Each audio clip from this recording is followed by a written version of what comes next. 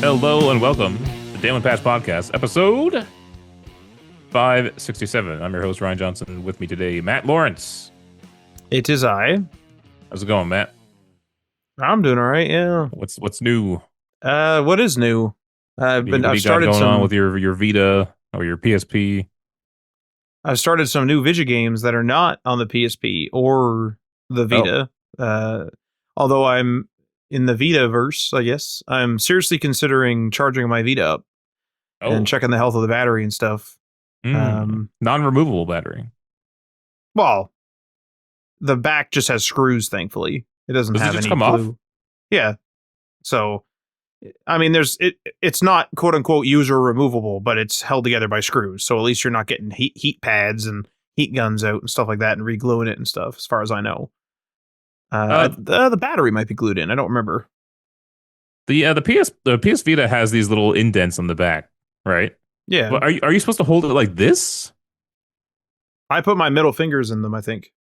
Like this. Yeah. Is that the idea? But I hold it like this. Like I want like a tighter grip on the whole thing.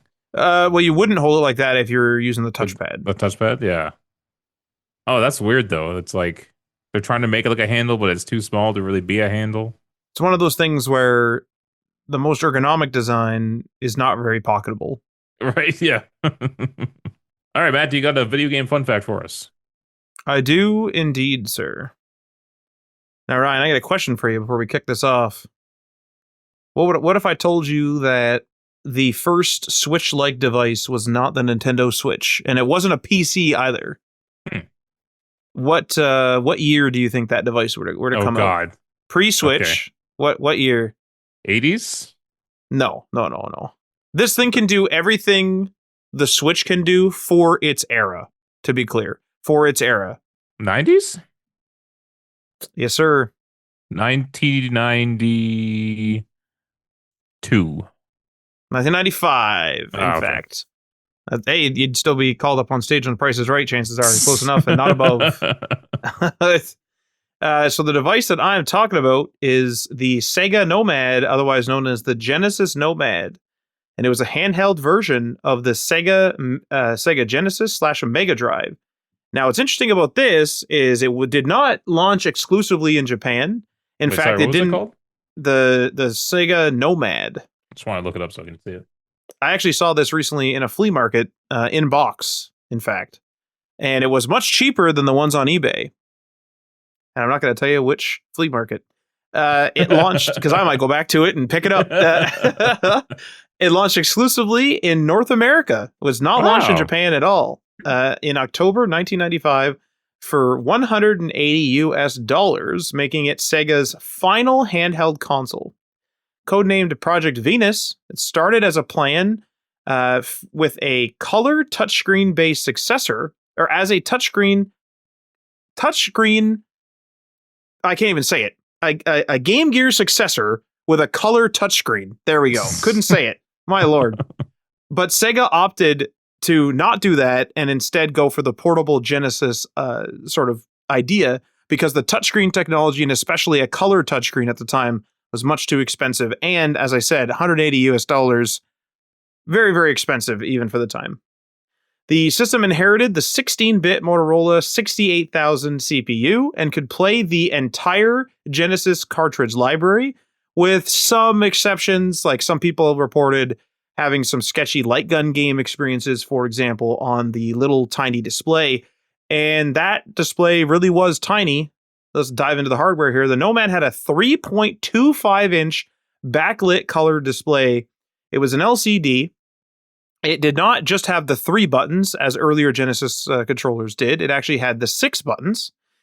And it allowed you, as you booted it up, you could hold down select, maybe when it was booted or whatever, but you would hold down select to actually convert the controller, quote unquote, to just the 3 buttons, or to allow all 6 buttons.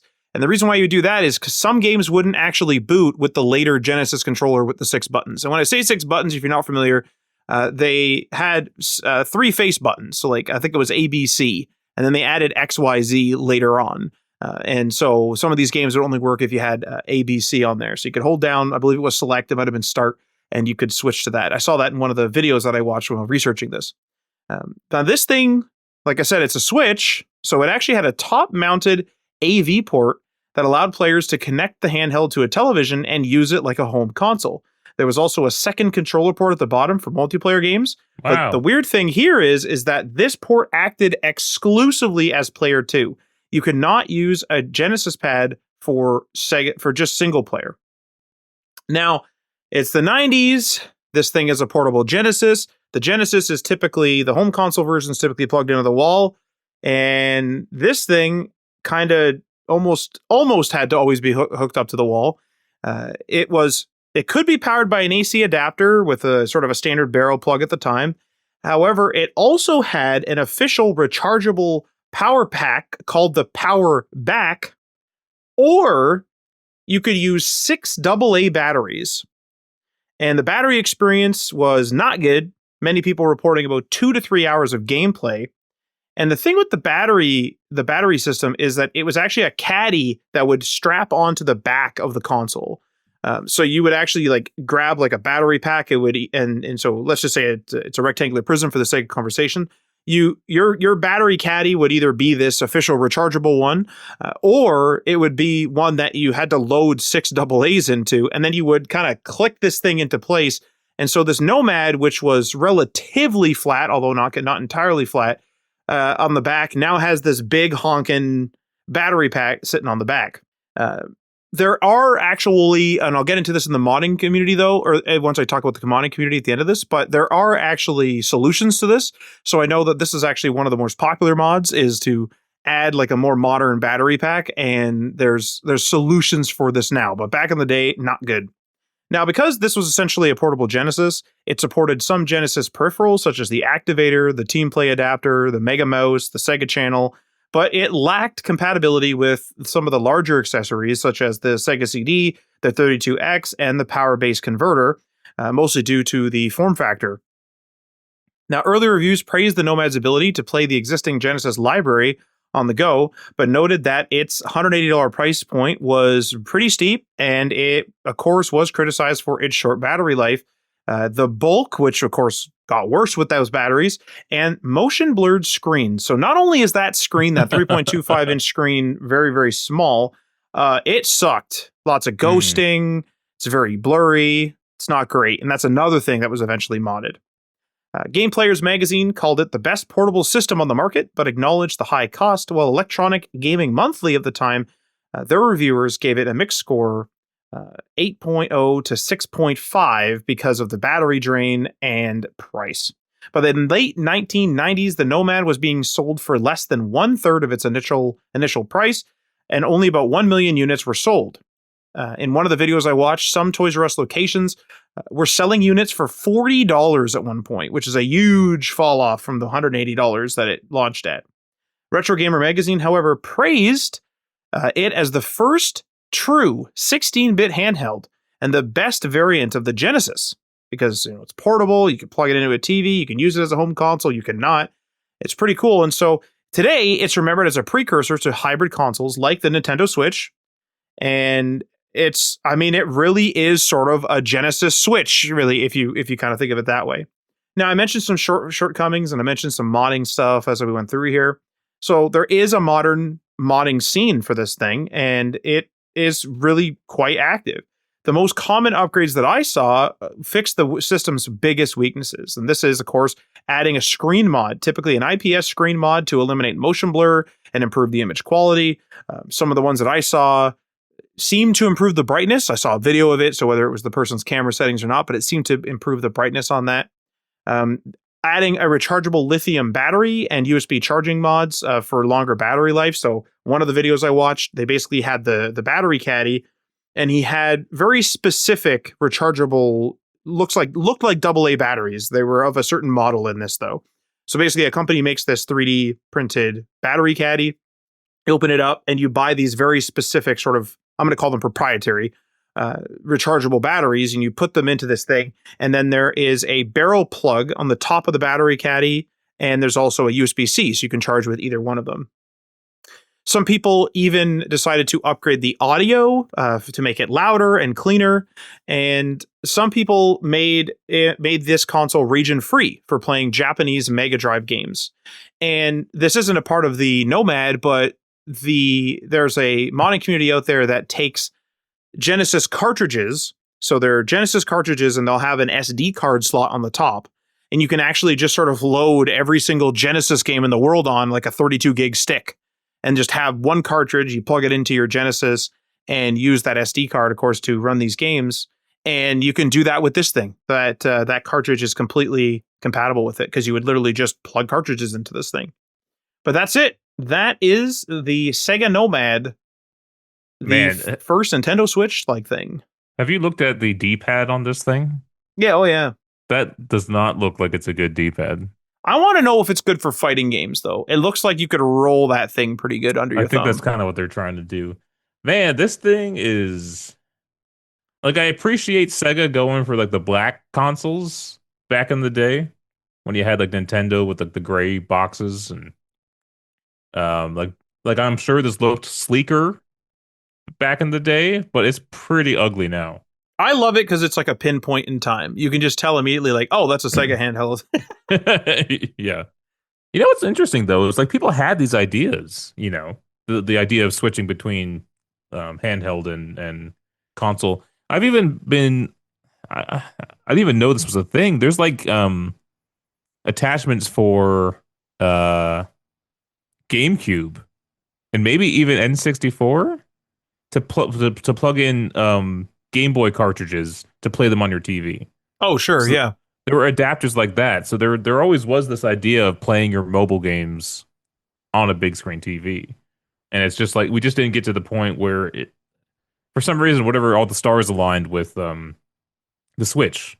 It was like the perfect in between system, right?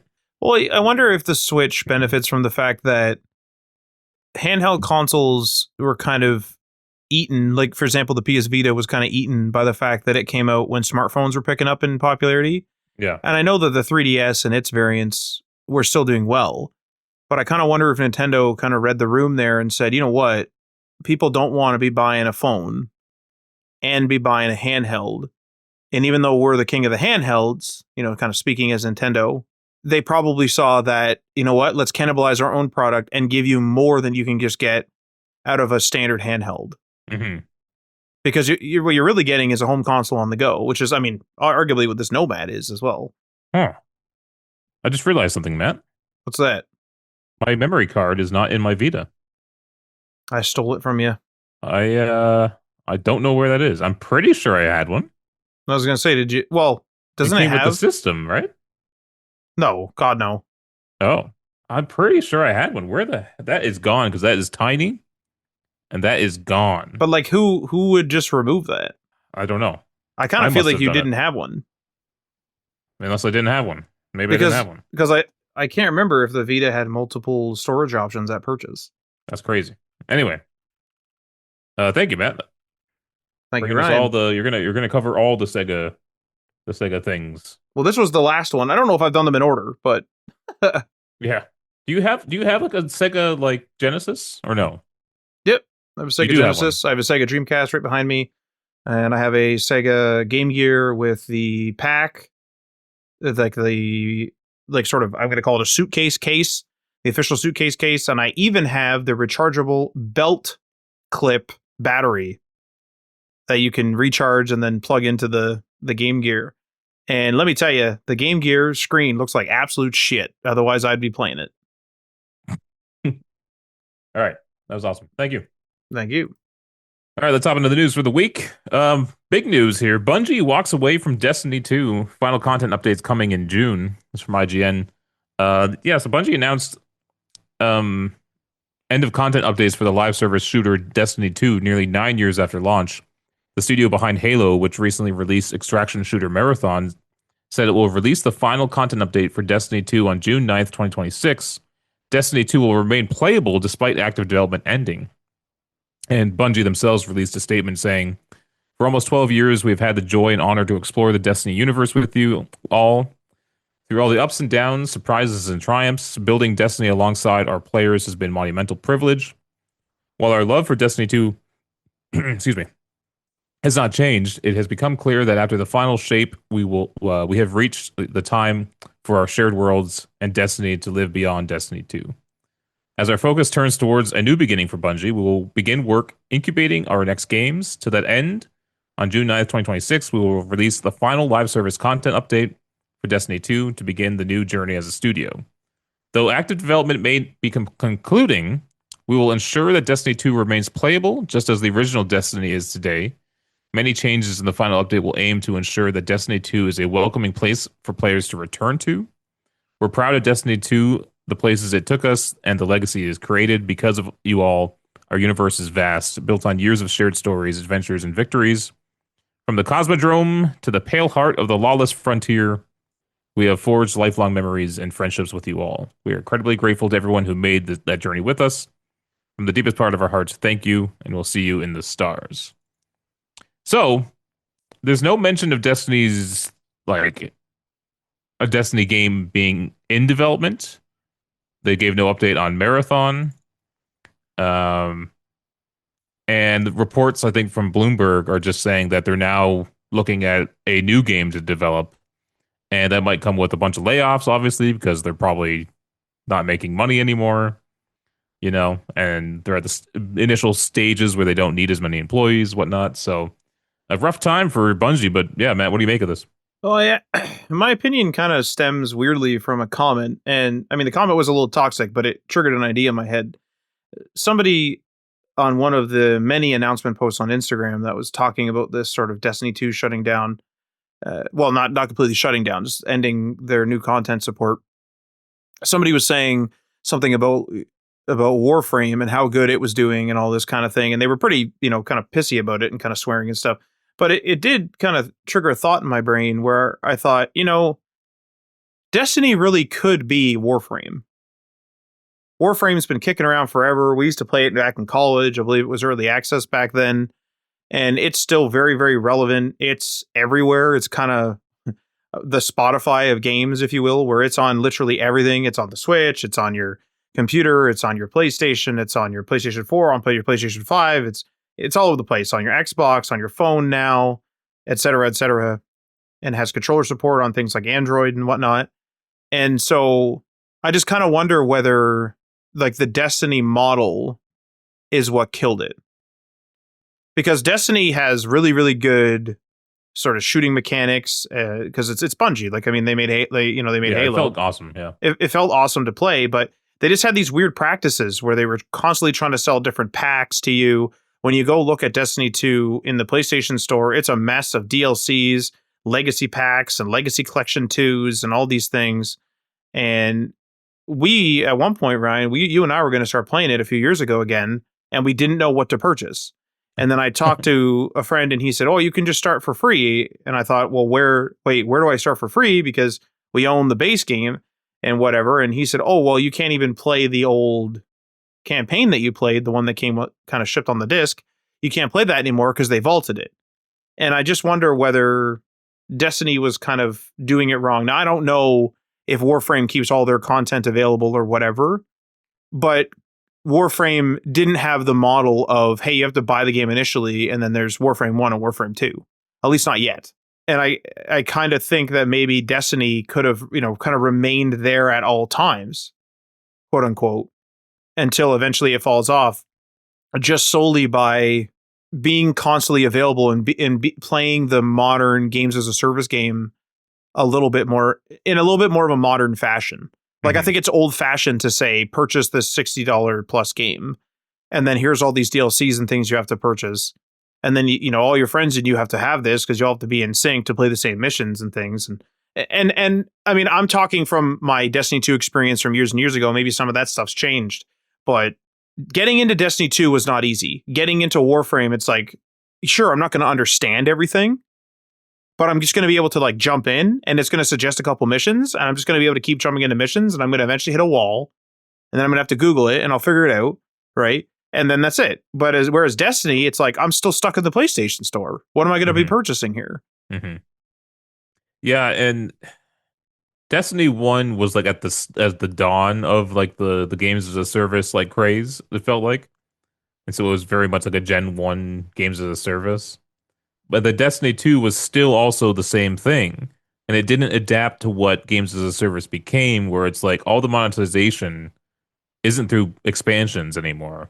You get Right. those for free, and you basically monetize a battle pass and a skin store, an item store, um, things like that. Or and they could have had a Destiny Prime or something like that, where where it's like Fortnite Crew, Yeah. um, they needed other ways to monetize it, but then just doing this weird expansion thing and then completely killing off those expansions is very bizarre. Well, the other thing too is, and I just thought of this, is that we have Destiny Rising, which is Destiny on mobile, and it's not. Hmm. It isn't Destiny 2. Yeah. Whereas Warframe is Warframe is Warframe. It's the same Hmm. Warframe I play on my Switch and on my PlayStation, and all over the place. Yeah. And I feel like they're messing up there a little bit. And actually, I kind of wonder if it's going to be a challenge for that Destiny mobile to take off without it having the same progress as the sort of main entries into the franchise, which right now is Destiny or Division 2. Yeah.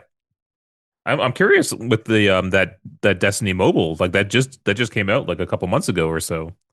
What's the future of that? Because they didn't really mention that, because I know they're not the developers of it, but it's their franchise. So that's interesting. What's the life of that thing gonna be? Um, I mean, it's good that you can still play Destiny 2, but it's like, is anyone gonna? Is any new player gonna play it? Maybe some old fans will keep playing it, but Well, here's the thing: is I did see a lot of comments where they said, "Okay, now that you're ending the support, are you going to unvault everything?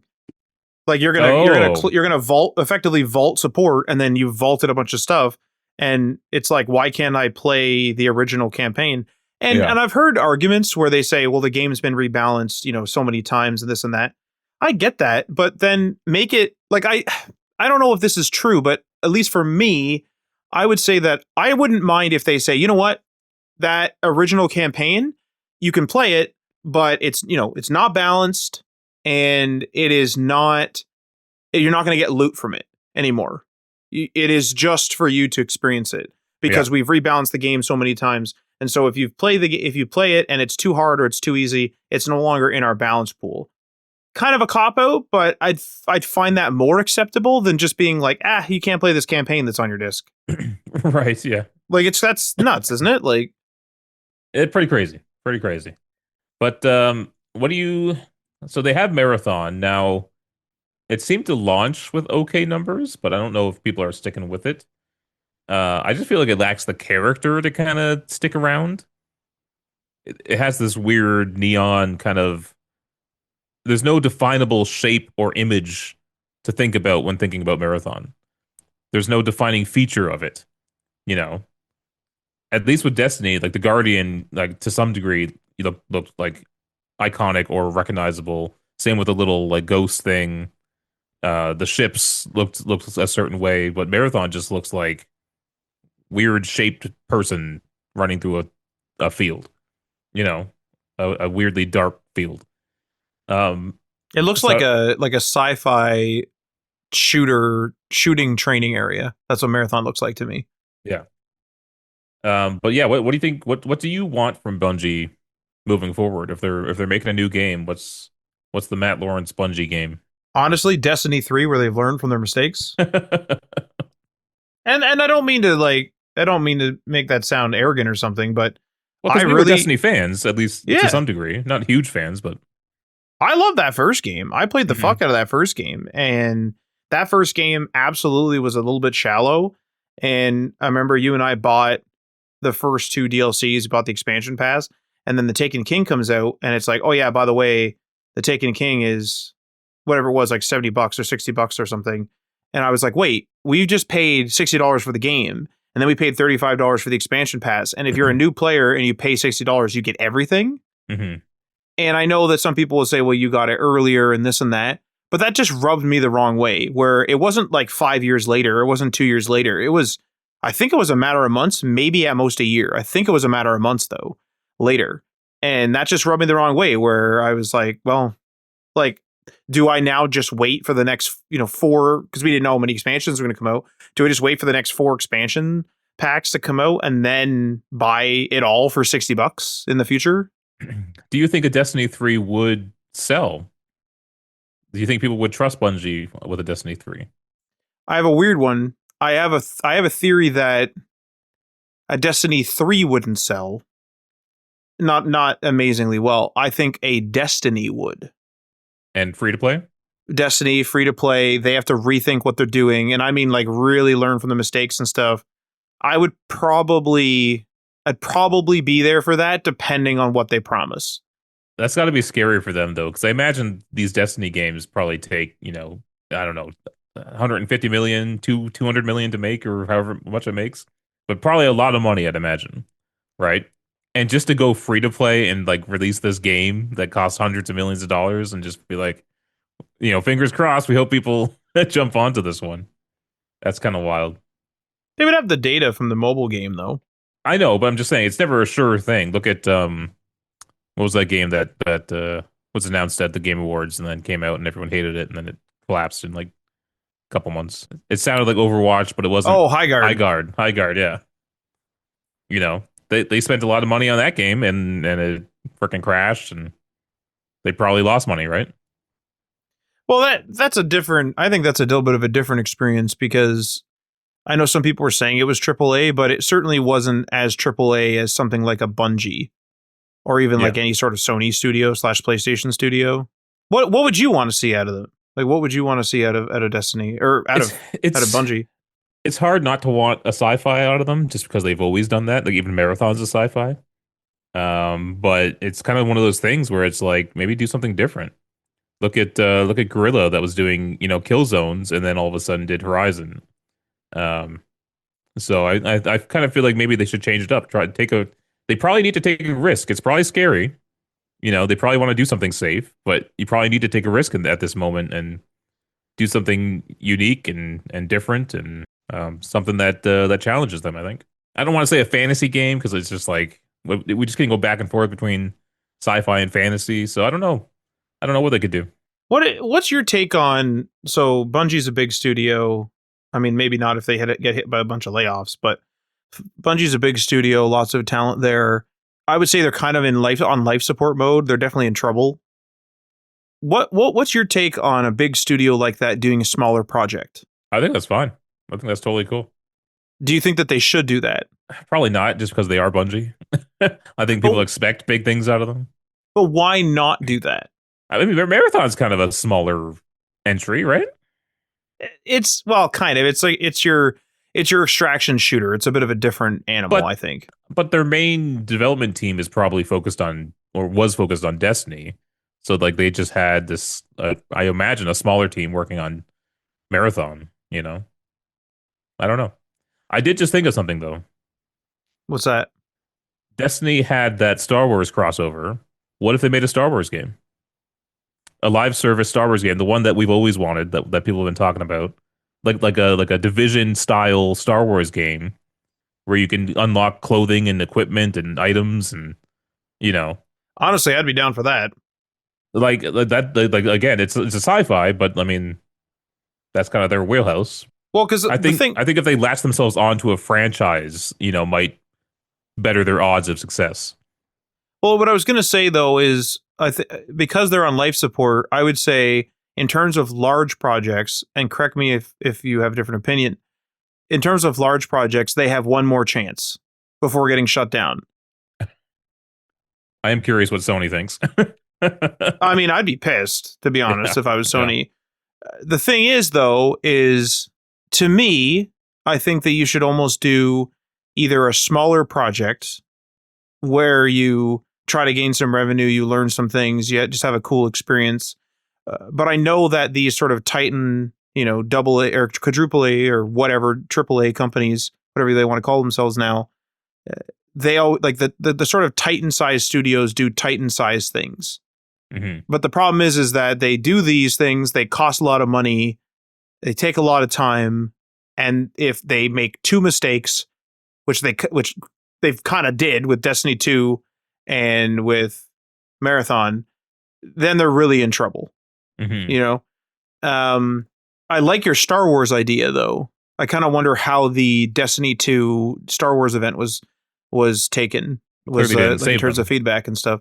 Well, but it wouldn't save them though, right? It's the same thing with Fortnite, where with Yeah. Fortnite, if they have a really cool season, they have a really cool season. But if the next season is kind of meh, their numbers go back down. People will just leave. This is a poll here on IGN.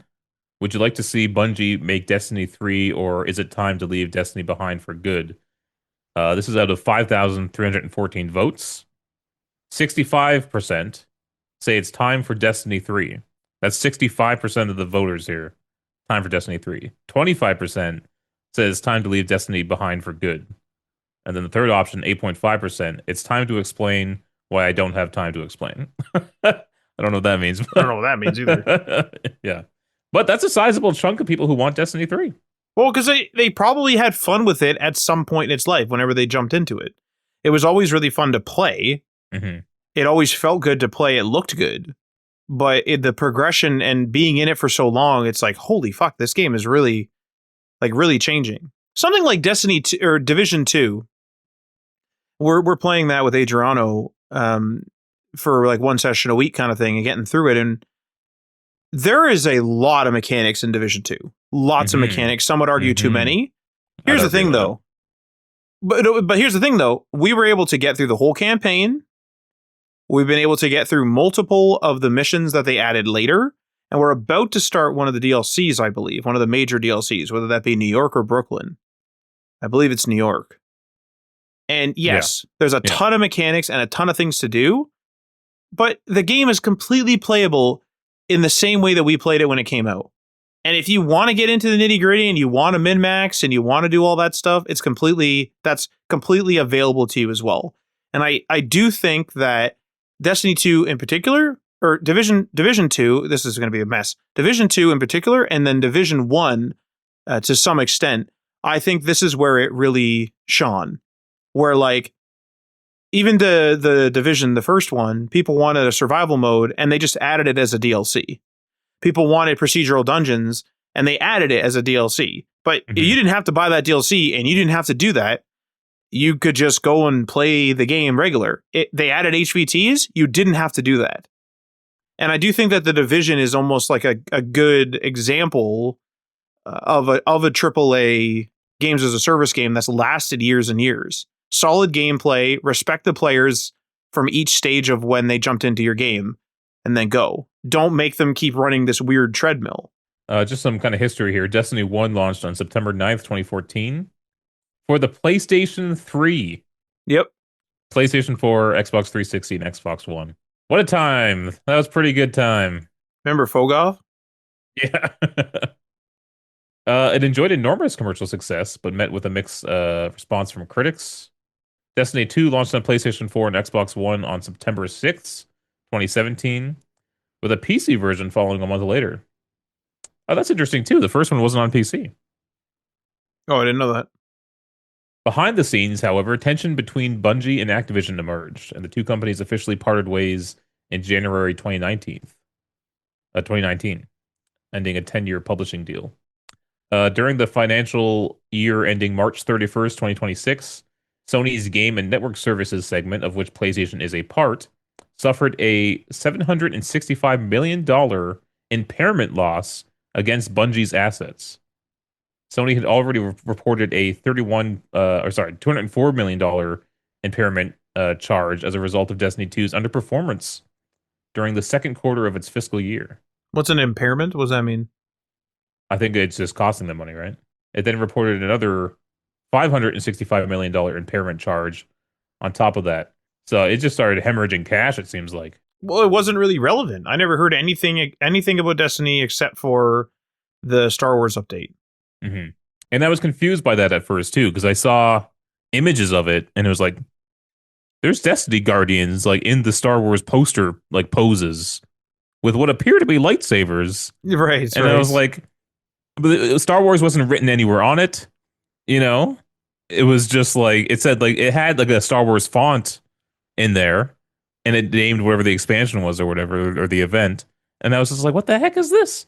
And I think it was you who finally told me that it was like a Star Wars like thing. I'm a Star Wars fan who follows like Star Wars creators, and I had no idea this was happening. You know what I mean? I will give it to you there because I saw a TikTok of somebody playing it. I believe it might have been a preview or something. And I was confused because I saw what I thought was a lightsaber. Hmm. And that's when I looked it up and thought, did they add lightsabers to Destiny? Like, are they allowed to Yeah. do that? Yeah. And then, I found out it was a real thing. Yeah. So crazy. All right. Oh, good luck, Bungie. I don't want to see you die. All right, moving on here. PlayStation reportedly tells developers that it is returning to console exclusives for single player games. This is from IGN. Uh, Earlier this year, Bloomberg reported that PlayStation was backing down from releasing its future first party titles on PC. There was still some ambiguity around how hard and fast those rules would be. As for one example, Saros developer Housemark dodged the question if the game would ever come to PC in an interview with Game Informer in the lead up to the game's PS5 release. Now things seem to be more concrete. Bloomberg's Jason Schreier reported that during the company town hall meeting this week, PlayStation Studio Business CEO Herman Hulst affirmed that the first-party narrative-driven single-player games will now be console exclusives for PlayStation. That means you shouldn't expect Ghost of Yotei, Saros, Intergalactic, The Heretic Prophet, or Marvel's Wolverine to come to PC. What is Intergalactic, The Heretic Prophet? The next Naughty Dog game. Oh, I didn't know we had a name for that. Okay, sorry, continue. Yeah, Sorry for that. a crazy name, a pretty crazy name. Hulst specifically calling out single player games is interesting. This may mean multiplayer centric games like in development fair games will still come to PC, something that would be wise given the immense success of Helldivers 2 on PC. This news comes roughly after 6 years of PlayStation bringing some of its biggest games to PC, including its rebooted God of War titles, Marvel's Spider-Man games, Ghost of Tsushima, and the Last of Us series. These games often arrived months or even years after initial release, seen as a way to squeeze extra money out of those games from people who weren't going to make the jump to PlayStation. There may have even been some hope that by creating new fans on PC, it might inspire gamers to purchase a PS5 to play sequels of their favorite PlayStation games. However, it seems the strategy hasn't been as fruitful as PlayStation may have hoped. Marvel's Spider-Man 2 had an all-time peak of 28,117 concurrent players on Steam, a fairly low number for one of PlayStation's biggest games, starring one of the most iconic characters in modern fiction. While online games like Helldivers 2 peaked at 458,000 concurrents on Steam. Helldivers 2 also benefited from a simultaneous launch with the game's PS5 version, unlike many of the other single-player titles. I was actually going to mention that because I do wonder if they would have sold better, because the Steam has died down. The Last of Us launched, a billion years ago. Just because it comes to PC doesn't mean there's going to be a fire for people to play that game. You're never really going to beat that initial hype of a brand new launch. And I just wonder if just waiting years to release it on PC just didn't have the same kind of excitement. Ooh, I got to go play the God of War game because I'm a PC gamer and I haven't played it yet. I don't think that happened, Well, I even think that 28,117 players for a single player game such as Spider-Man 2 is fairly okay, especially since it launched, like you're saying, after the hype, after the launch hype, and after the launch window had passed. Like, I don't think that that's that terrible, but they're definitely looking at it through the lens, and clearly this article is too, of, hey, this is a huge AAA title with a very popular superhero. Why isn't it doing better? But I think you're right, is if anybody really, really wants to play Spider-Man, they probably are going to buy a PlayStation. And if they're not going to do that, I mean, the hype of the launch is going to go away. They're going to get probably pulled away to other games. And then it'll be like, hey, that Spider-Man 2 game that you were interested in a year or two ago is now available on PC. You'd be like, and then move on, right? I think it also felt like they were just phoning it in on the port. A lot of them launched with very bad performance and issues and bugs, and it's like it kind of maybe felt more like a cash grab than we're dedicated to the PC console. You know what I mean? I also wonder if part of this is that sense of Xbox was going to make that PC that ran Steam games, right? That was going to be an Xbox console. That's a fair point, yeah. And it's like Sony, I would imagine, would not want their games on their competitor's console. I think that was just the way it was, Well, do you remember the rumor recently that Sony was going to stop developing for PC, but then the rumor then spun up that Sony was then going to make their own launcher. And then, Oh yeah, and yeah. then like a subsequent rumor was that they were going to make their own launchers so that they'd be able to choose which devices it would be allowed on, and they would specifically not allow it to run on the Xbox. Oh yeah. That's a weird thing to do, right? Are you able to say don't run on this system? Like, is that a thing? Yeah, I Really? have I have a Samsung phone and I cannot install Samsung Notes even though there's a Windows app because it is not a Galaxy Book. Yeah, but if you just had a device running Windows, you can't really stop that from just running something made for Windows, right? Yeah, You know you what I mean? can. You can. If you force distribute it through something like the Microsoft Store, like for example, like Samsung Notes is in the Microsoft Store, but it is not compatible with any devices except for Galaxy Books. Oh, so you're saying if they had a PlayStation Store app on Windows, they could make it not available on certain devices. Yeah, like they could somehow block the SKU. I mean, there's another example with you. I used to use a terminal tool, so Samsung Notes, for example, and you could like extrapolate this to games. Samsung Notes was, I don't think, ever available on non-Galaxy Book devices or non-Samsung laptops or whatever. So non-Samsung PCs in any case, whether there's a specific subset or not, I'm not sure. The point is it has to be a Samsung PC. And what I would do is I would use a terminal command to just grab the package and then it would just run on the computer, kind of like what you're saying. Oh, it's a Windows app. It'll just run on the Windows. They released a patch so that it detects if I'm on a Samsung and then it does open and then it just says you need to run this on a Galaxy Book and then closes. Hmm. And so like Sony would be able to do something similar. Whether it requires the Microsoft Store, I'm not sure. That's just the most sort of blatant and obvious example I can think of. I wonder if Sony too, like they weren't even getting like accounts, you know, from the PC gamers because everyone got angry every time a Sony game needed a PlayStation account to log into the game. So it's like they weren't even getting the benefit of having new PlayStation Network users. You know what I mean? Like, Do they even need that though? Like, is that even worthwhile? Like, because you're not buying PlayStation Plus. yeah, I'm not really sure why they did that. Maybe it was one of those things where, according to this article, it was saying that Sony was hoping that people would be like, "Oh, I played, The Last of Us Part One on PC. I'm gonna buy a PlayStation and play Last of Us Part Two on PlayStation." Maybe they're hoping to ease that transition by saying, "You already have a PlayStation account. Just log in, to your new PlayStation." But I don't know. I don't know why people got in such a tizzy about it.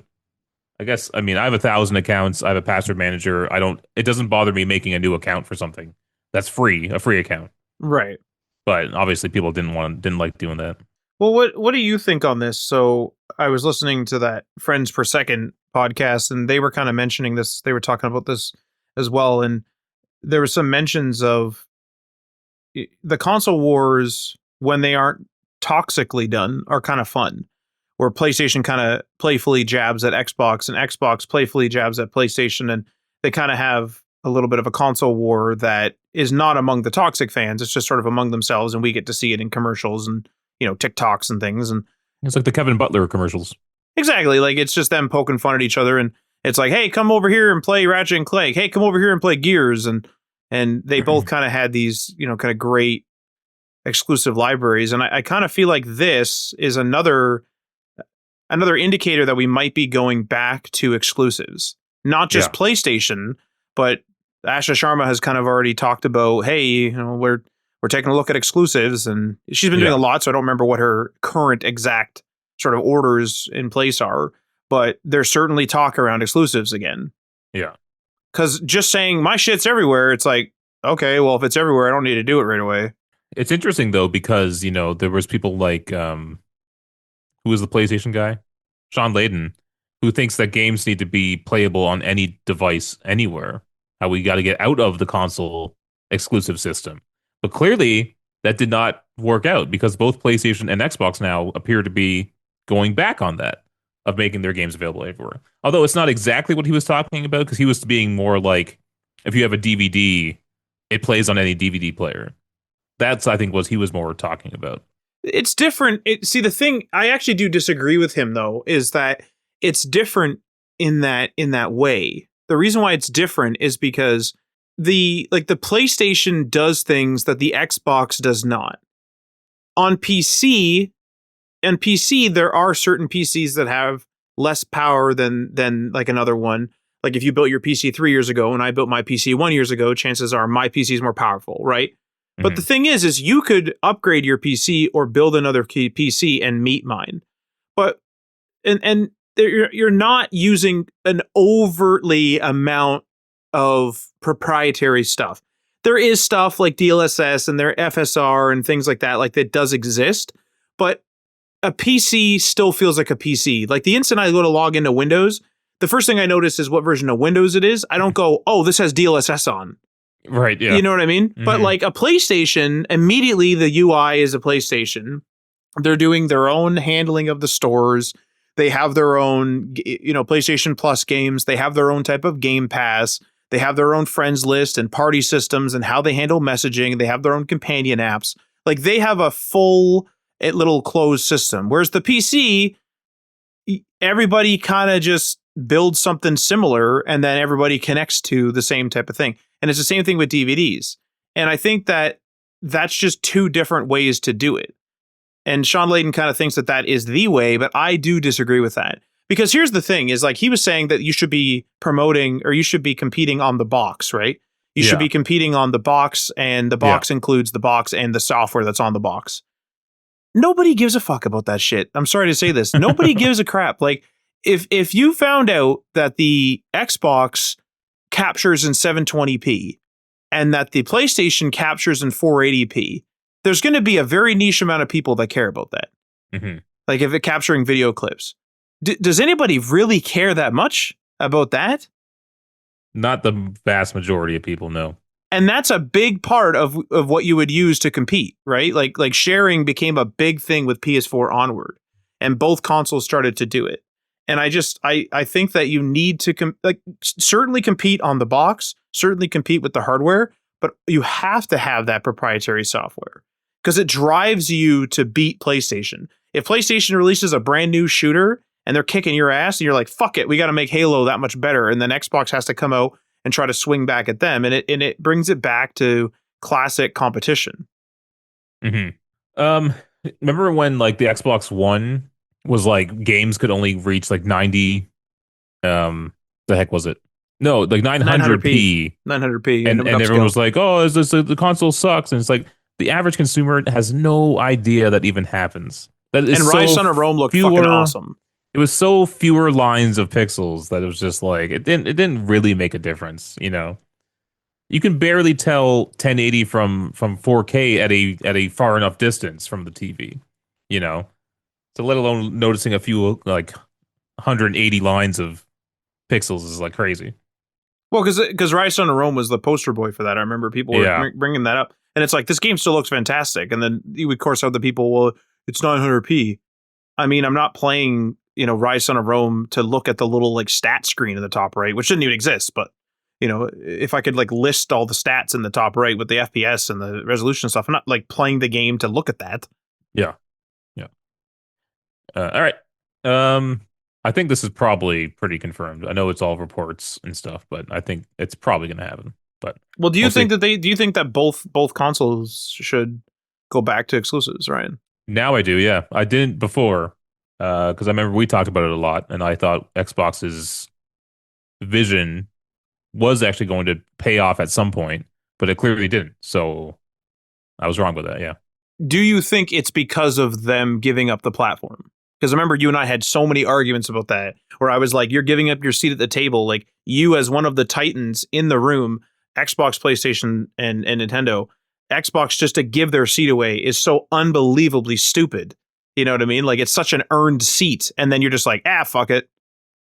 I don't know if losing control is what lost them sales, though. I think it was more perception. Because even if you think about it now, everyone's like now, they just swapped the leader out of Xbox, and she made a lot of great statements, and we're hearing a lot of good reports. But it's more just a vibe that's changed, not so much anything concrete, right? And I feel like there was just a bad vibe around Xbox, and they couldn't shake it without doing this change up. So I had a conversation about this exact thing with a friend, and I'll bring this point up to you, and like I'll kind of have you unpack it. Phil Spencer, did you like him? Yeah. Did you like his decisions at the time, the when which they were made? Well, that's what I was saying. At the time, I agreed with them. I thought it was going to pay off. I thought they were playing the 10 years from now game, not the next Right. quarter. So let me ask you a follow-up question. If it was another executive making his decisions, would you like them? What if it was Satya that said, "Phil, you're doing this way. You're doing Game Pass. You're getting rid of all console exclusives. Your play everywhere. Your play anywhere. Play everywhere. Screw the exclusives. Go all over the place. Have streaming. That's what you're doing." Same decisions that Phil made.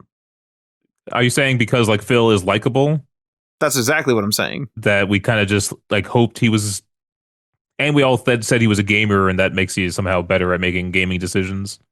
I kind of think that might be true. Yes, I don't know for sure, but Because Asha Sharma, it just seems like she's taking Xbox back to what it was prior to Phil Spencer. right. And we're all celebrating these changes going backwards, which is fine if that's the right decision, right direction that Xbox needs to go. But it's weird that like we all like, oh yeah, Phil Spencer was great and he was a gamer and he was making all these decisions and all these player focused things, but it didn't pay off. No, it didn't. And it kind of weakened Xbox's brand, and she has this big old task of pulling it back from the brink. Because what's crazy is everyone was ripping on her. Oh, she was this AI affiliated CEO or AI leader. She's never worked in gaming. This is going to be a disaster. This is going to be a co-pilot, complete nonsense, whatever. But if you notice, we're starting to like her because of her decisions. I feel like we liked Phil, and then by association, we're like, yeah, he's doing the right thing. Because you Yeah. you kind of want to, you like Phil, you think he has the insights, which he has lots of insights, obviously being in the industry, and then you hope that he's making better decisions. Also, it was an improvement from the Don Matrick days, regardless. Mm-hmm. I don't like that we just automatically assume that because someone is a fan of something that makes them more qualified to run it. You know what I mean? Yes. Because this happens a lot with Star Wars too, where it's like we want a Star Wars fan to be the director, and I'm like, no, I want a competent director. Right. And a lot of people consider the Andor series like some of the best Star Wars ever made. The guy who wrote that and it was like the showrunner for that show, he wasn't a massive fan of Star Wars. He said he saw it when they originally came out in theaters and then kind of largely forgot about Star Wars after that. And he went on to make some amazing Star Wars content. And it's like, I just want qualified, talented people. They don't have to be a gamer. And most of the CEOs for PlayStation, Nintendo, and Xbox haven't been gamers. Yeah. Who ran Xbox during the 360 era that everyone loved? They weren't gamers. Yeah. Peter Moore. They were just guys. They were just some guys, Bill Gates Business was there guys. for the first like not I know that like, but the original Xbox.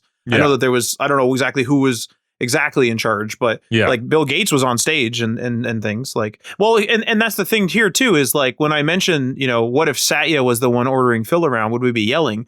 I feel like there is an anti sentiment for good reason to sort of the sort of standard suit, or what we perceive as the standard suit. And Asha filled that as well. It was like, oh great, here comes another executive gonna fuck around. But the instant they start making good choices, and so I in the future, I'm a vessel for love and a work in progress. But in the future, I'm gonna try to be self-aware of this when something I like changes leadership, and I'm gonna try to not dunk on them and try to not give a fuck who they are, unless there's something terribly wrong with who they are, and then I think I'm going to try to look at their decisions first before I pass judgment. Right. Because there was a lot said about Asha Sharma that was like, what the fuck is going on here? And now it's like, holy fuck, Xbox is back, baby. It's like, it's been 3 weeks. It was a vibe. It was just a vibe. That was all it needed. It was like Overwatch. When Overwatch is kind of like back in the good graces of gamers. But for a long time there, Overwatch 2 was like, everyone was kind of down on it. And there was just a vibe change. I can't explain it. It was just like, oh, we're doing all these updates. It's largely the same game. I don't It's know if you noticed that. 99%. It's It is 99% the largely same the game. same game. It just needed a vibe change because people kind of soured on it, and you just need something to rinse out the sourness, and you're good to go. So very I strange. We're humans and we're all emotional, and it affects our judgment. all works in progress. But the I kind of wonder if this is what a Destiny 3 would need. Yeah, Same kind yeah. of thing. hmm Destiny 2 and Destiny 1's monetization vibe, at least personally speaking, just about myself, pisses me off. But if they were like, we're going to fix all that, and like, this is, they have to say that right off the hop, I think, to get me interested. Then I'll be like, you know what? Fuck, I'd play some Destiny. Honestly, do the Overwatch thing. Oh, we're no longer Overwatch 2. It's now just Destiny. Here's a bunch of changes that we're making. Here's the roadmap for all these exciting new things. And then it probably would have actually led to people getting into it. We could have been playing Destiny right now, Matt. Well, which one? The Legacy No, Collection, no, Legacy Collection just 2. Destiny. Yeah, We're just but playing see, Destiny now. yeah, a little bit. I even said that. I said a Destiny 3. I think they should just release Destiny or Yeah, something. yeah, And yeah, hmm it's probably because of that same vibe you're talking about. yeah. Speaking of vibes, we're entering E3 season. What was the artist formerly known as E3. Um, PlayStation's next big state of play is happening on June 2nd. This is for mobile syrup. PlayStation has confirmed that its next state of play, I just read that, Tuesday, June 2nd. In a blog post, the company noted that the stream will run over 60 minutes and feature news and announcements related to games from, quote, top studios around the world, end quote. The way you said top, I really thought you were going to say Top Gun. Yeah, Top Gun. Going You're back to going Top back to Gun. Top Gun. Including a closer look at Insomniac's Marvel's Wolverine ahead of its September 15th release. Holy crap, that's coming up, man. PlayStation didn't tease anything else, but given that the state of the play was in February, last state of play was in February, this one should definitely provide some meaningful updates. So June 2nd, 5 p.m. Eastern, 2 p.m. Pacific, and we'll stream on YouTube and Twitch. Notably, the state of the play is effectively kicking off the big June period of gaming showcases. On June 5th, Canadian Jeff Keighley will host his annual Summer Game Fest showcase, which will feature news about all kinds of games. On June 7th, Xbox will hold its own annual Xbox Games Showcase, which will immediately be followed by a presentation focused on Vancouver-based The Coalition's Gears of War E-Day. I find it funny that this is Mobile Syrup, which is a Canadian news outlet. They mentioned that Jeff Keighley's Canadian, and they mentioned that the Coalition was Vancouver-based. Getting the Canadian SEO in there. Yeah. Throughout all of this, smaller showcases will be held by various groups, like the indie-focused Day of the Devs on June 7th, right after the main Summer Game Fest event. So, holy crap, Matt, we're heading into E3 season, E3 RIP season. You know what's crazy is I forgot when E3 was. It's been so long. I didn't even think about it. June. I used to take a week off of work for it because I loved it all. Hit the pizza pretty hard. Yeah, I miss it. I frickin' miss it. I wish they would just like smush their days up again because they still want to do it. They clearly they're all putting them out in June. Smush it in there. Well, what I hate is like they're like, yeah, we can't all abide by the calendar, but I mean, around that time should be okay. It's like, okay, come on then, come on now, boys. Again, the vibe change of E3.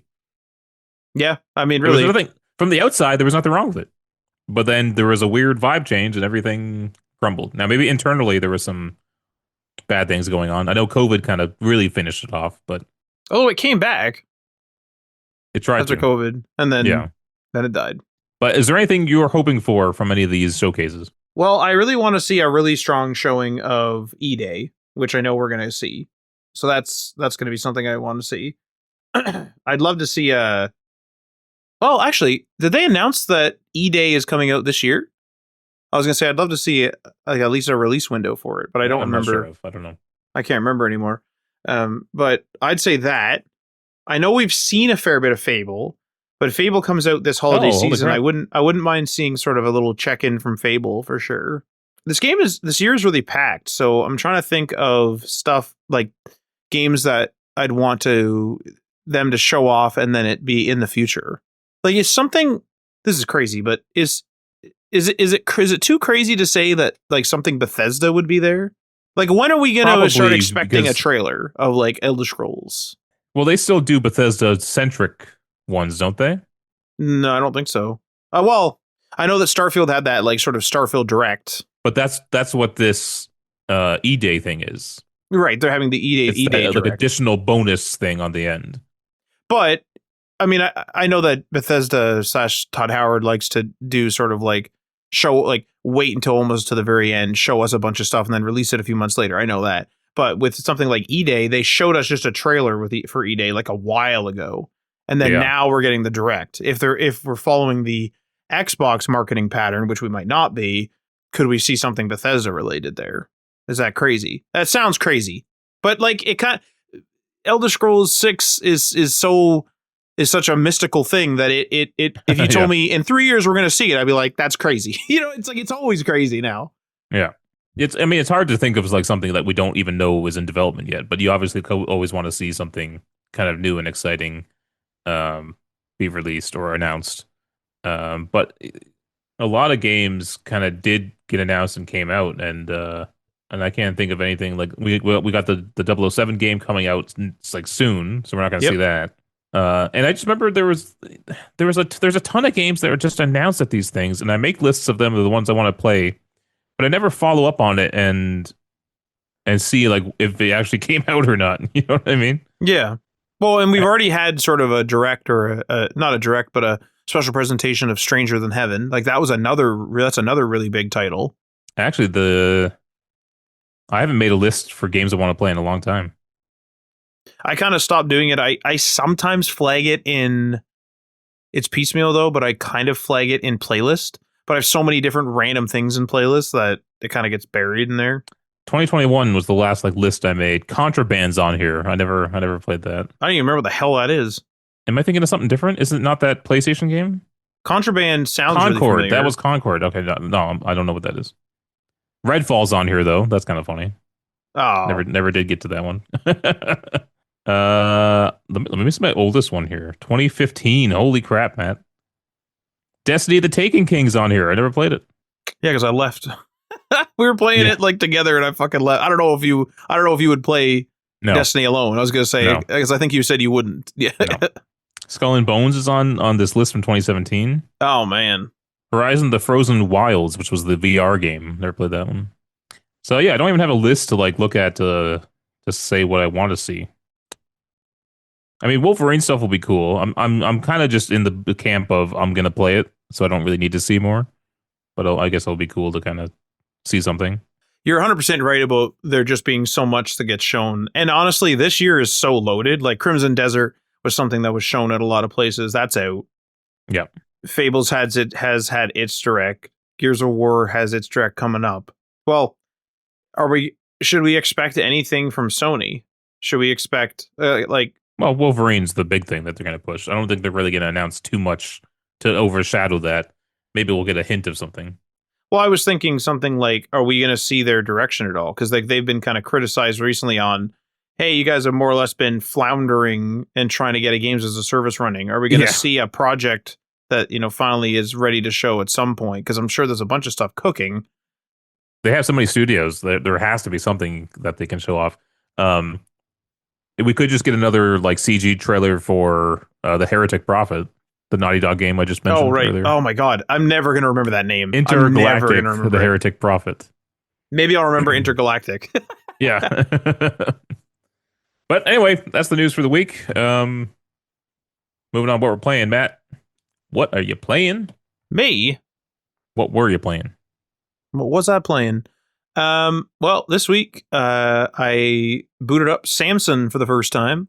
That's the game I've been kind of hyped on a little bit. It's a AA game where you go to prison for doing something foolish in the criminal world. You're a wheelman, and your sister makes a deal with sort of some organized crime folk in St. Louis to sort of get you out of prison and to stop them from trying to kill you in prison because they're trying to shiv you.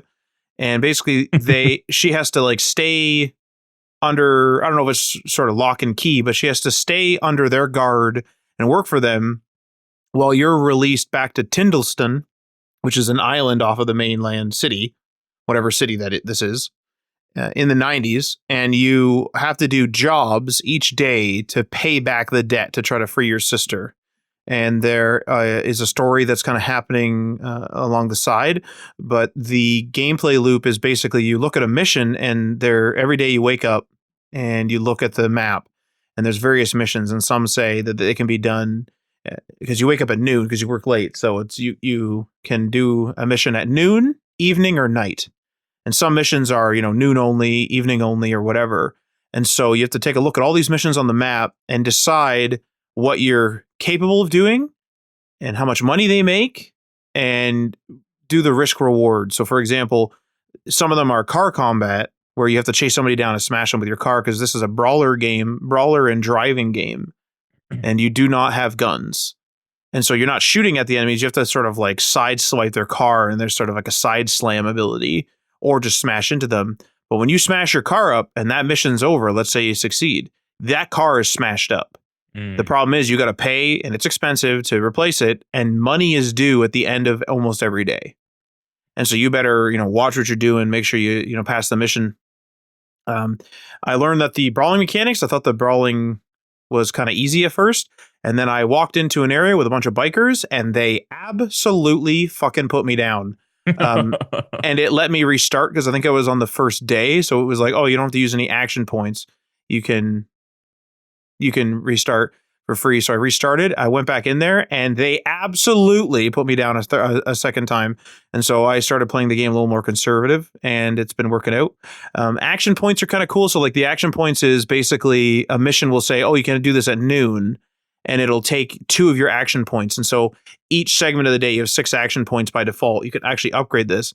And so you get 2 at noon, 2 in the evening, 2 at night. And so you have to do this sort of balance with your action points and yada, yada. You can level up. Definitely a double A game. There's definitely some voice acting is not terrible. Like it's not absolutely horrible. There's just a few, not even really the voice acting. It's more that I'm hearing the same lines when I'm out and about. So there's like not like an amazing amount of shit that's been recorded, more or less. But definitely some bugs. Like I've said the same script line twice. It'll be like, oh, go to this clinic and like say Samson sent you. And then he just says the same sentence again in a slightly different way. And I'm like, what's going on here? So definitely a little bit of that. The car mechanics, I haven't got the hang of. Some people complained about them. I think that there's something that I'm going to be able to eventually master. I feel like maybe there's like a technique to it. I'm not terrible though. I've succeeded all missions, including chase ones and things. So it's easy enough to pick up, but I just feel like there's some times where I start getting almost like a death wobble in my car, and I'm like sort of go like oversteer, understeer, and I'm kind of like going back and forth across a road, and I'm starting to like lose control. But I think that might be more of there might be like a technique to drive better because you're driving like this huge tank of a car too. You can steal cars as well, so that's another way to get around maintaining your car. You could steal cars, but of course your car is all souped up and kind of ready to go. I stole a car because a gang tried to kill me, and that was those same bikers. They chased me through the streets and beat my ass. They broke my car, and what I made a mistake was I got my car stuck in a really weird spot, and it was also all beat to shit. So I was like, all right, I'm going to go steal this. I'm going to go steal this car. So I stole a car and I was ripping around in that. And I went and I did a brawl mission thinking that it would end in the brawl. But when I finished doing the mission, it was like, this gang is after you. You have to escape. And I was like, oh, great. I stole like some grandpa's sedan and I'm driving this like grandpa's sedan. So all these bikers are friggin' ripping at me, not on bikes though. They're ripping at me in these like big vans and stuff. They absolutely kicked my ass. I tried to hide in an alleyway. They came out. They're all beating on me. So I'm punching them. It was a big mess. Oh my God, man. It was a fucking mess, dude. I'm learning the mechanics. And I eventually stole this like old like 80s van. And I'm ripping through the streets with that. They're coming after me with like sports cars now. So I'm able to smash through them. But I can't make turns. I can't get away from them because they're too fast. I'm too slow, of course. Big mess. And so there's a good challenge to it. I've been enjoying it. If you want to try it out, like I'd say it's worth it. It's pretty fun. I think the 6th major update just came out for it, or at least that's what it looks like from the Steam screen. The 6th, I can actually just look it up right this exact second. Number 6, Samson update number 6. has come out, and I've played it. After that update has come out, so like I hear a lot of bugs and things have been fixed. Didn't experience any crashes, and been playing it on my PC with ease. Uh, Definitely a double A experience though. So you're not going to get, this isn't a GTA. You're not going to get, this really polished AAA thing. There's going to be some rough edges, and like I don't know. I've been enjoying it. It's exactly kind of what I wanted. It's definitely the gameplay loop's really interesting. Other than that, I've been playing something else that was pretty interesting this week as well. I started playing Mercenaries 2: World in Flames. Now I've played this game, but I did not play the PS2 version. And it's one of those games where the 7th generation console version, so the PS3 and the Xbox 360, those were the flagship models, and the PS2 version is actually just a different game. And I'm always kind of playing Mercenaries in the background. I rarely kind of mention it. I don't mention it every single week on here. But I'm always playing Mercenaries Playground of Destruction. And so I thought, you know what? I'm going to friggin' play Mercenaries 2: World in Flames on the PS2. It's technically a Mercenaries game I've never played. And I'm having fun with it. I mean, it's pretty cheesy. The tone of the first game is very like dark and gritty and depressing, and it's like kind of scary, and the music's super solemn, and it's a fucking war zone. It's a hellhole. It sucks there, and that's the point. And then this game is just like, get guns, blow shit up, go kill people, steal that oil. Oh, hell yeah. Like, and then, and all the characters are like, we're fucking zany as fuck. Look how zany I am. Look, Your favorite. and it's just like, oh, good. They're zany. Anyway, so I don't know if I'm going to complete it or anything, but I'm having fun with it. I looked it up and people were like really shitting on it. And I was like, man, I don't know if it's just because I'm starved for new Mercenaries content or what the hell, but like, Yeah. I was enjoying it. I was digging it. So we'll see what happens. I've only completed a few missions. And I think we did a bit of Overwatch. We're progressing pretty well in Space Marine 2 on our streams. Got our ass kicked. Oh, one of the fucking missions kicked our ass. Yeah, it was real bad. And we're at the recommended difficulty for our level, We were too. close, though. I think if we tried it a few more times, if we weren't kind of getting frustrated with it, we might have gotten it. We were close, but... Well, Tim makes a really good point in that it's the boss at the end of a super long mission that's killing us, and there's no checkpoints.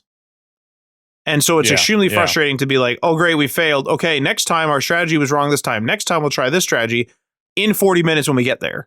Like, yeah. But I agree with you. Like, I think we'd be able to get it. Like, we got him down to the last third and things, so, or the last quarter maybe. So, what else? Finally got past a mission in Pioneers of Pagonia. Been playing that with a friend, just kind of very piecemeal here and there. That is a strategy game that seems like it's a cozy game at times, and then the game just decides like, hey, you got to do this, and if you don't do it within 5 minutes, you fail. And it's like, oh fuck, and then you're really fucking running around trying to get your economy and shit set up. It's sort of it's a kind of like a city builder strategy game with a co-op campaign, which is cool. And I think that's it. I think that's I don't think I really played much on my PSP. I've been kind of enamored by some other things. I did download but not play Forza Horizon 6. The hype got me. I have Game Pass anyway, so I figured why don't I just try it out, and that's where I'm at with Forza Horizon. What about you, Ryan? What did you do this week? I mean, it's kind of with my current hangups on gaming. It's kind of like it's going to be the same thing for a long time here. It's Final Fantasy VII Rebirth. I'm about halfway through it. Interestingly enough, I've noticed that my playtime is matched up with my level. So like if I'm level 27, I'm at like 27 hours. Interesting. Is that normal? So is that a thing that people talk about? I don't know. I just thought it was interesting that I'm doing like a level up an hour. I just thought that was interesting. But yeah, I feel like I'm in the groove now that I will finish that game. Finally get it off my goddamn list. The unfortunate thing is it interrupted me trying to get through Horizon Forbidden West. So that's been put on the back burner. Can you not play multiple games? No, I can't do it. Not only is it like switching between the controls, it's also just if I don't play a game for a week, it's probably indefinitely on the back burner. And so if 1 week I just go hard on Final Fantasy and forget about Horizon, it's over for Horizon. It's just Well, I guess I would almost say, like, so my strategy is not to do what you just said, which is go hard in one. What I'm saying is I might like, wake up tomorrow, and if I have tomorrow off, I'll be like, I fucking feel like playing Samson. I'll just go play a bit of Samson. And then I might not feel like playing Samson for 4 days. I might go play something on my PSP for a day. But that's the problem is like I'm feeling like only playing Final Fantasy. I'm not feeling like Oh, playing okay. Horizon. Yeah. Overwatch, obviously, I finished the battle pass. Oh, that's one thing I don't think we mentioned.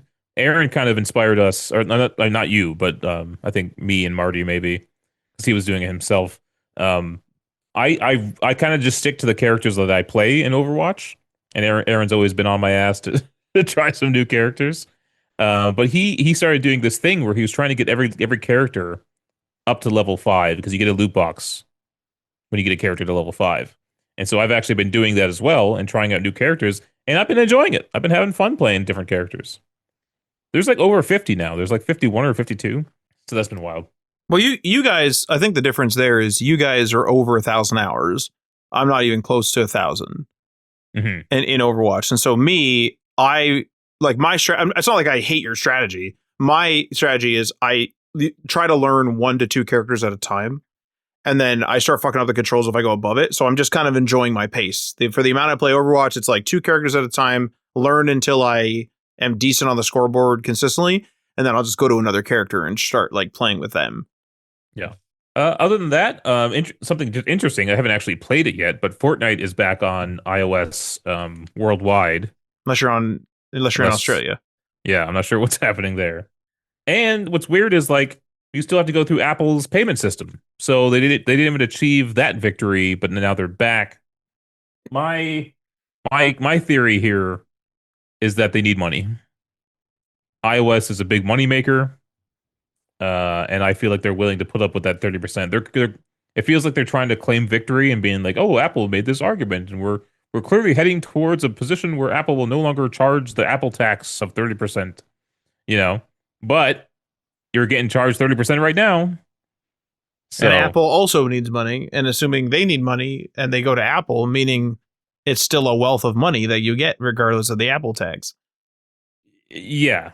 Like this is I think this was their big mistake in the first place is sure, argue you don't want to pay the 30%, but don't torpedo the game that's probably making millions on iOS, while you fight this big battle. Because all the years they've been off iOS now is a loss of money.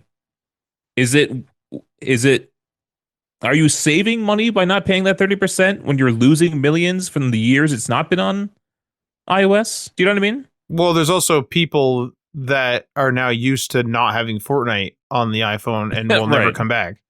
Yeah.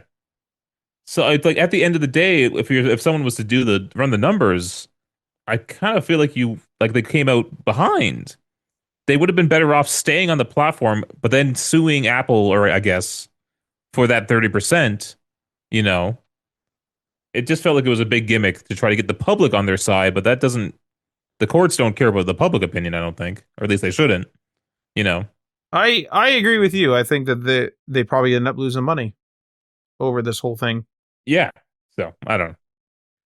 Not every game's a sure hit on iOS either, obviously, because Warzone came out and that didn't make money. However, I think there were reports that like Call of Duty Mobile was making like $1 billion a year or something like that, right? I thought I heard that. I think you're right. I think $1 billion is the number, and that would make sense. That game has a lot of games as a servicey things in it. Okay, you know why that game is massive? I don't know if you still have it on your phone or anything. It's massive because of all the content they pushed into that game. Because there's now a cleanup option, and it says like remove content from like 2 seasons ago. Oh my god! You know what I mean? And it's like 20 gigabytes are now cleared off my device because I deleted the content from like 2 seasons and earlier. Ooh-wee. Yeah. All right. That's it. You can see us streaming on twitch.tv/DayOnePatchMedia. Wednesdays 9 p.m. Eastern. Probably doing some more Space Marine 2 for the Emperor. We got more levels to do and a new update drop right after we played last, so we'll have even more levels to do. One for sure, and 2 if we try the new revamped mode. Also, Ryan, on your PS Vita thing. The original PS Vita does not have internal storage. I was incorrect. I So thought my it would memory because of the card's PSP gone. Go. Your memory card may be gone. It could be in the case. For That's whatever where reason. I have two. Well, wait, do you have the hard shell case? No. Okay, I have because I bought the early edition Vita. So the bundle that came with little deviants and it came with a hard shell Why case would and I all that. take it out? Do you have two? Oh. No, I think I know where it is. It might be in my the Vita like TV box. Oh my god, yeah, probably. That's probably where it is. Holy crap. All right, thanks for listening, folks, and we'll see you guys next time. Hey yo, peace.